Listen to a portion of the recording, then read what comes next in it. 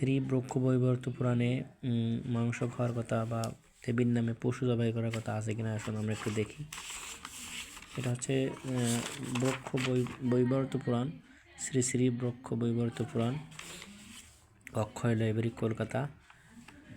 সম্পাদনা করেছেন শ্রী বেণীমাধব শীল, doctor of ধর্ম। এর প্রকৃতি খণ্ড 200, বৈবর্ত পুরাণ 231 পৃষ্ঠা,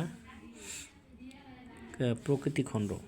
এর ভগবতীর পূজা বৃত্তান্ত। এর এখানে বলা হয়েছে যে করজোর বীজ মন্ত্র করি উচ্চারণ, পূজা শেষে যথাবিধি বলি সমর্পণ, ছাগ মেষ আদি পশু বলি দিতে হয়, শাস্ত্রের বিধান এই জানিবে নিশ্চয়। অর্থাৎ ভগবতীর পূজা করার শেষে বলি দিতে হয়। আর বলি কী করা হয়? ছাগল, মেষ, পশু আদি পশু বলি দিতে হয়। এটা হচ্ছে শাস্ত্রের বিধান।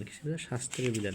32 নম্বর পৃষ্ঠা আরও বলা হচ্ছে যে মহিষ, হরিণ, ছাগ, মেষ, কৃষ্ণ সার, পক্ষী, ইক্ষু, কুমণ্ড আর যে গণ্ডার, এই সব দিবে বলি দেবীর গোচরে, শাস্ত্রের বিধান এই কহিনু তোমারে।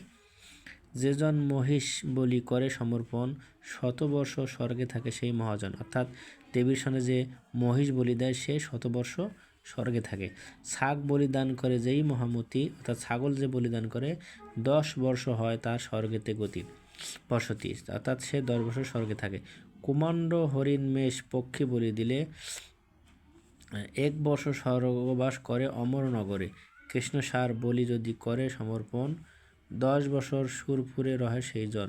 গণ্ডার ছেদন কইলে দেবীর গোচরে, সহস্র বর্ষ রহে অমর নগরে।